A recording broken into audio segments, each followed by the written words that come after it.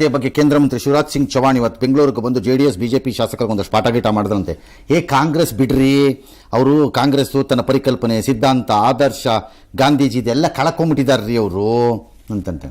ಅವ್ರು ಕಳ್ಕೊಂಡಿದ್ದಾರೆ, ನೀವು ಕೈ ಬಿಟ್ಟಿದ್ದೀರಿ, ಅದರಲ್ಲೇನು ಅನುಮಾನ ಇಲ್ಲ. ಅವ್ರು ಕಳ್ಕೊಂಡಿರೋದ್ರ ಬಗ್ಗೆ ನನಗೆ ಯಾವ ಅನುಮಾನವೂ ಇಲ್ಲ. ಗಾಂಧೀಜಿಯನ್ನು ಕಾಂಗ್ರೆಸ್ನವರು ಸೆಲೆಕ್ಟಿವ್ಲಿ, ಮಹಾತ್ಮ ಗಾಂಧಿನಪ್ಪ ಇನ್ಮೇಲೆ ಕರೆಕ್ಟಾಗಿ ನಾವು ಹೇಳ್ಬೇಕು, ಇನ್ಮೇಲೆ ಮಹಾತ್ಮ ಗಾಂಧೀಜಿಯನ್ನ ಕಾಂಗ್ರೆಸ್ನವರು ಸೆಲೆಕ್ಟಿವ್ಲಿ ಬೇಕಾದಾಗ ಒಳಗೆ ಎಳ್ಕೊಂಡ್ಬರ್ತಾರೆ, ಬೇಡದಿದ್ದಾಗ ಅಂತ ಬಿಸಾಕ್ಬಿಡ್ತಾರೆ ಸೈಡಲ್ಲಿ. ಅರ್ಥ ಮಾಡ್ಕೊಳ್ಳಿ ಮಾತುಗಳನ್ನ. ಇನ್ನೊಂದು ಗಾಂಧಿನೇ ಸದಾಕಾಲ ಜೊತೆಲಿಟ್ಟಿರ್ತಾರೆ, ಅದು ಬೇರೆ ವಿಚಾರ. ನನಗೆ ಯಾರೋ ಅಂದ್ರು ನಮ್ಮ ರಾಜ್ಯ ಸರ್ಕಾರದವರು ಜಿ ಬಿಲ್ಲನ್ನು ಬದಲಾಯಿಸ್ಬಿಟ್ಟೇನೋ ಗ್ರಾಮ್ ಅಂತೇನೋ ಮಾಡ್ಬಿಟ್ಟಿದ್ದಾರೆ ಅಂತ. ಹಂಗೆಲ್ಲ ಮಾಡಕ್ ಬರಲ್ರಿ. ನಿಮ್ ತೆವಲ್ ತೀರ್ಸ್ಕೊಳಕ್ ಏನ್ ಬೇಕಾದ್ರೂ ಬರ್ಕೋಬಹುದು ನೀವು. ಹಂಗೆಲ್ಲ ಬಿಲ್ನೇ ಮುಂಚೆ ಚೇಂಜ್ ಮಾಡೋಕ್ಕಾಗಲ್ಲ ನೀವು. You can't. ನೋವಿದೆ, ಆಕ್ರೋಶ ಇದೆ. ಅಳಂದುದು ಚೋರಿ ಚೋರಿ, ಚುಪ್ಕೆ ಚುಪ್ಕೆ ಯಾಡಿನ ಟೈಪ್ ಇದೆ. ಚೋರಿ ಚೋರಿ, ಹೋಟೆಲ್ಲೂ ಚೋರಿ, ಮನ್ರೇಗಾನು ಚೋರಿ. ಈ ಯಾಳಂದವ್ರೆಲ್ಲ ಪ್ರೊಟೆಸ್ಟ್ ಮಾಡ್ರಪ್ಪ, ಎಲ್ಲದಕ್ಕೂ ನಿಮ್ಮನ್ನೇ ಹೇಳ್ಕೊಂಡ್ ಬರ್ತಿದ್ದಾರೆ. ಮರ್ಯಾದೆ ಬಿಡುವ ನಮಗೆ ಎಲ್ಲ ಅಲ್ಲೇ ಸರಿ ಇಲ್ಲ. ಎಸ್. ಇನ್ನು ಇವತ್ತು ಕಾರ್ಯಕ್ರಮವೊಂದರಲ್ಲಿ ಮಾತನಾಡಿದಂತಹ AICC ಅಧ್ಯಕ್ಷ ಮಲ್ಲಿಕಾರ್ಜುನ ಖರ್ಗೆ ಅವರು, ಮೋದಿ ಯಾವತ್ತಾದ್ರೂ ಚಾ ಮಾಡಿದ್ದಾರಾ? ರೈಲಿನ ಬೋಗಿಯಲ್ಲಿ ಸುತ್ತಾಡಿ ಚಾ ಮಾರಿದ್ದಾರಾ?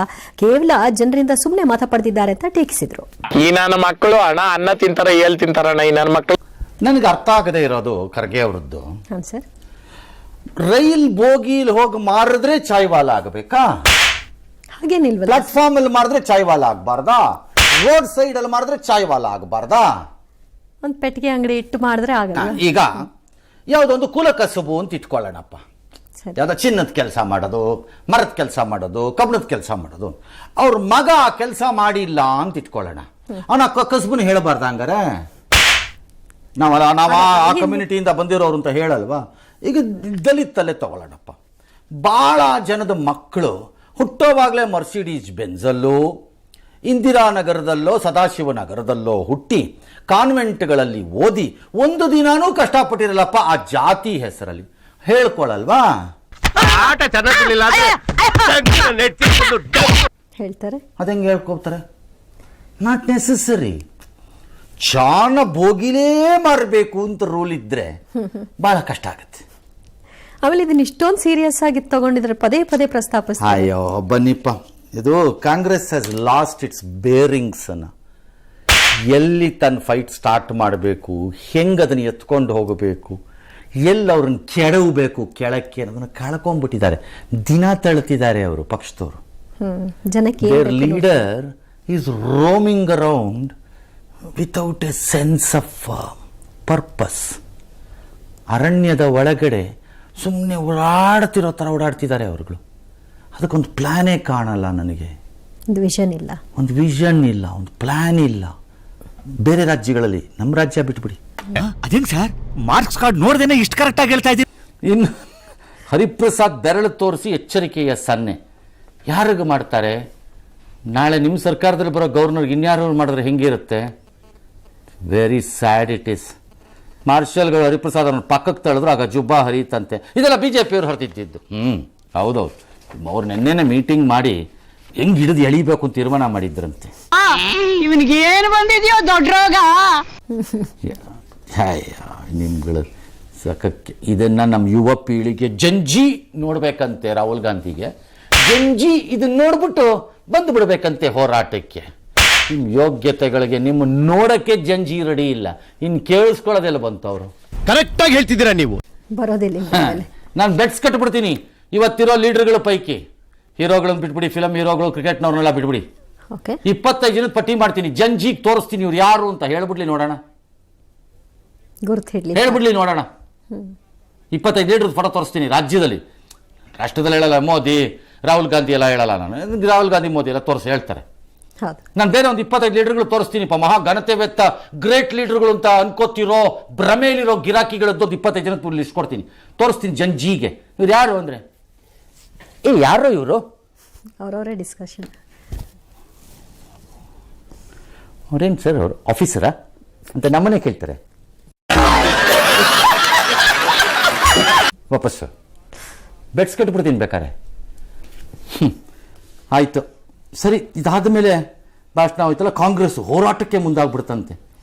ಎಲ್ಲಿ ಹೋರಾಟ ಯಾರ ಮೇಲೆ? ಹಾಂ ಮಾಡೇನು ಮಾಡ್ತೀರಿ? ಉಪ್ಪಿನಕಾಯಿ ಹಾಕೊಂಡು ಎಕ್ಕಳಿ ನಿಮ್ಮ ಹೋರಾಟನ ಈಗ ಏನು ಮಾಡ್ತೀರಪ್ಪ ಮಾಡ್ಬಿಟ್ಟು ಯಾರ ಮೇಲೆ?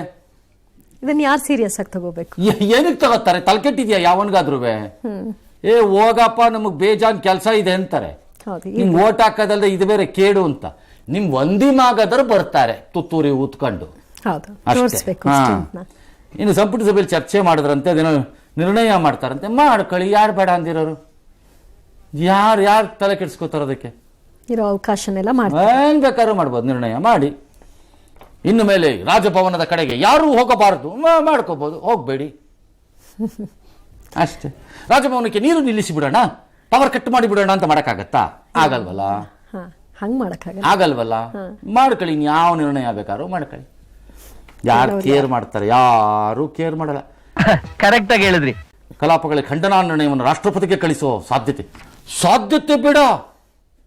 ಮಾಡಿ ಒಳ್ಳೆ ಕಲರ್ಫುಲ್ ಕವರ್ಗೆ ಹಾಕಿ ಒಬ್ಬ ತಗೊಂಡೋಗಿ ಕೊಟ್ಟು ಬರ್ರಿ, ಹೇಳ್ತೀನಿ. ನೀವು ಗೇಟಿನ ದಾಟೋದ್ರೊಳಗಡೆ ಕೆಳಕ್ಕೆ ಹೋಗಿರುತ್ತದು.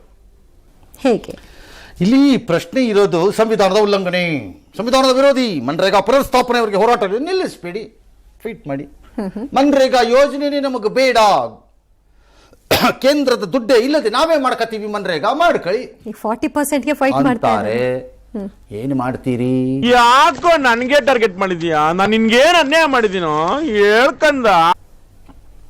ಇಟ್ಸ್ ಎ ನ್ಯಾಷನಲ್, ಇದು ಪಾಸ್ ಆಗಿರೋ ಬಿಲ್ಲು. ನಮ್ಮ ವಿರೋಧ ಮಾಡೋದನ್ನು ಮಾಡಿ, ನನ್ನ ತಪ್ಪು ಸರಿ ಅನ್ನಲ್ಲ. ಬಟ್ ನಾವು ಮಾಡಿದ್ದೆಲ್ಲ ಸರಿ, ಉಳಿದವ್ರು ಮಾಡಿದ್ದೆಲ್ಲ ತಪ್ಪು ಅನ್ನೋ ಭ್ರಮೆಗೆ ಬರಬೇಡಿ. ಅದನ್ನ ಹೇಳೋ ಕೆಲಸ ನಮ್ಮದು, ನಾವು ಹೇಳಬೇಕು ಅದನ್ನು. ಓಕೆ. ಸೊ ಇವತ್ತಿನ ಗವರ್ನರ್ ರಾಜ್ಯಪಾಲರ ನಡೆ ಮತ್ತು ನಿಲುವು ಸರಿಯೋ ಇಲ್ಲವೋ ಪ್ರಶ್ನೆ ಅಷ್ಟೇ ತಾನೆ. ಇದಕ್ಕೆ ಮೂರು ಇರೋದು ಅಂಶಗಳು. ಅದನ್ನ ಹೌದು ಇಲ್ಲ ಅಂತ ಎರಡನ್ನೂ ಹೇಳಲು ಮೂರೇ ಇರೋದು. ಸಂವಿಧಾನದ ಪ್ರಕಾರ ರಾಜ್ಯಪಾಲರು ಮಾಡಿದ್ದು ತಪ್ಪು ವಾದ ಇಲ್ಲ, ವಾದ ಇಲ್ಲ. ಹೇಗೆ? ನೋ. ಆರ್ಟಿಕಲ್ 176(1) ನಲ್ಲಿ ಏನನ್ನ ಎಚ್ ಕೆ ಪಾಟೀಲ್ರು ಬಹಳ ಪುಂಖಾನುಪುಂಖವಾಗಿ ಕೋಟ್ ಮಾಡ್ತಾರೋ ಅದ್ರಲ್ಲಿ ನಾನು ನಿನ್ನೆನೇ ಹೇಳಿದೆ, ರಾತ್ರಿ ಹೋಗೋದ್ದೆ ಮತ್ತೊಂದ್ಸರಿ ನನ್ನ ನೆನಪಿನ ಸರಿ ಇದೆಯೋ ಇಲ್ವೋ ಅಂತ ಇನ್ನೊಂದ್ಸರಿ ಎತ್ಕೊಂಡೆ ಅದನ್ನ ಕೈಗೆ. ಅದರಲ್ಲಿ ಶಾಲ್ ಅಡ್ರೆಸ್ ದ ಸೆಷನ್ ಇದೆ, ಆಲ್ಸೋ ಹಿ ವಿಲ್ ರೀಡ್ ಅಂತಿದೆ. ರೀಡ್ ಅಲ್ಲಿ ನಾನು ನೆನ್ನೆ ಹೇಳಿದೆ, ಹೇರ್ ಸ್ಪ್ಲಿಟಿಂಗ್ ಆರ್ಗ್ಯುಮೆಂಟ್ ಇದು ಗ್ರೇ ಏರಿಯಾ ಬರುತ್ತೆ ಅಂತ. ಈ ಪುಟ ಪದ ವಾಕ್ಯ ಎಲ್ಲವೂ ಓದಬೇಕು ಅಂತ ಇಲ್ಲ. ಸೊ ಅಷ್ಟರ ಮಟ್ಟಿಗೆ ರಾಜ್ಯಪಾಲರು ತಮ್ಮ ಸಂವಿಧಾನದ ಕರ್ತವ್ಯವನ್ನ ಪೂರೈಸಿ ಬಿಟ್ಟಿದ್ದಾರೆ. ಇದನ್ನ ಅಲ್ಲಿಗೆ ಸಂವಿಧಾನದ ವಿರೋಧಿ ಅಲ್ಲ. ಅರ್ಥ ಆಯ್ತು, ನನಗೆ ಈಗ ಅರ್ಥ ಆಯ್ತು.